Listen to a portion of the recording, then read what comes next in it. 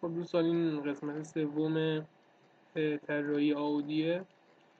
ما توی قسمت اول نما رو وارد کردیم، توی قسمت دوم هم که خیلی کوتاه بود در مورد طراحی این قسمت بحث شد. حالا میخوایم یکم حرفه‌ای‌تر کار رو دنبال کنیم. خب میریم نمای راست،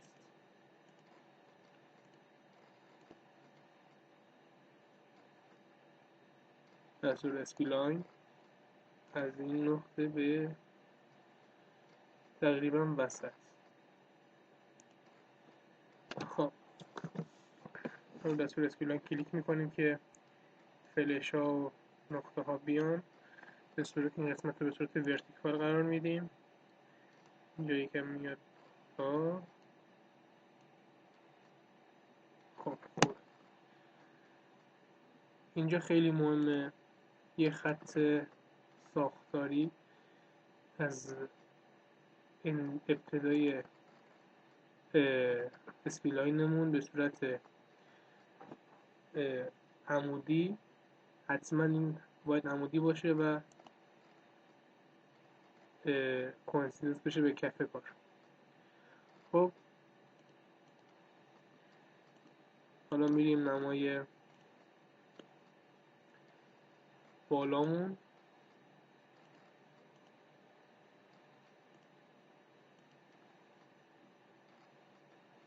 این خط رو میخوایم بکشیم. کیفیت بلوپرینت من خیلی پایینه، امیدوارم اونی که توی سایت براتون گذاشتیم انقدر پایین نباشه کیفیتش.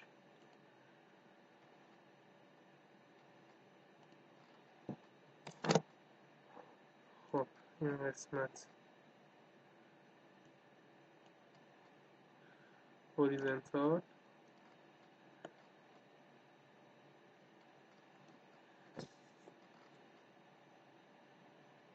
این نقطه و این نقطه باید رو هم کوینسیدنس بشن، خیلی مهمه.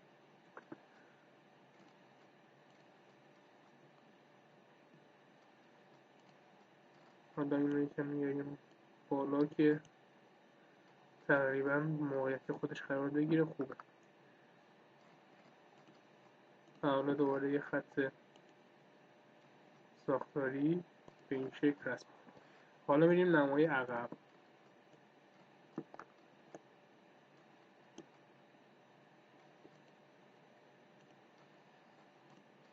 این صفحه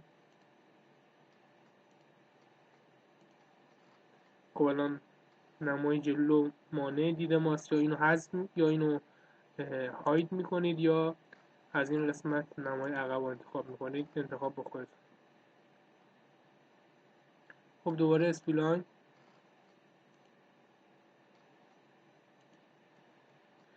و یه خط ساختاری از انتهای اسپلاین سمت پایین.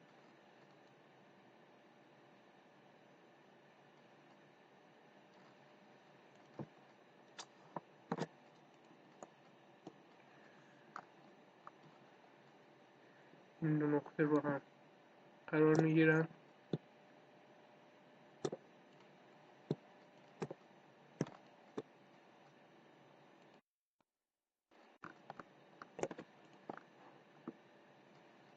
و اینجا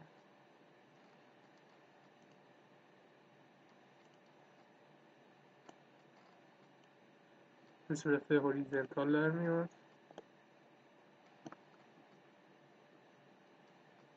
و این نقطه و این نقطه هم روی هم قرار میگیرن.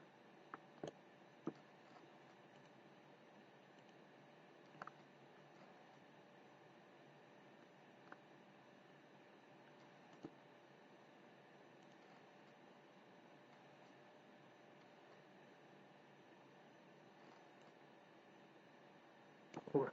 حالا دستوری که تو این ویدیو بهتون معرفی میکنیم دستور پروژکت کرو است که به صورت اسکچ کن اسکچ، یعنی دو تا اسکچ رو انتخاب میکنید و ترکیب اون دو اسکچ رو بهتون میده.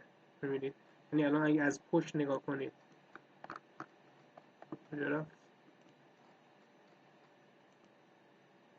اگه از پشت نگاه کنید این کرو رو میبینید، اگه از بالا نگاه کنید این کرو رو میبینید. در واقع مثل این میمونه که دو سطر رو امتداد بده و بخش مشترکشون رو نگه داره، ما بقیه قسمت ها رو حذف کنه.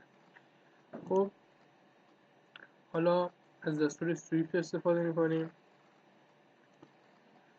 که پروفایلمون این اسکچه، مسیرمون هم همین اسکچیه که همین کرویه که الان درست کردیم.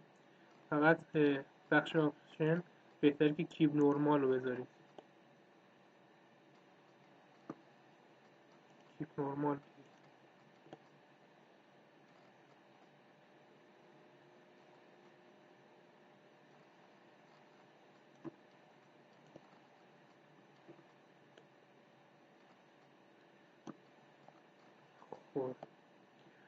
خب اینم برای ویدیوی دوم.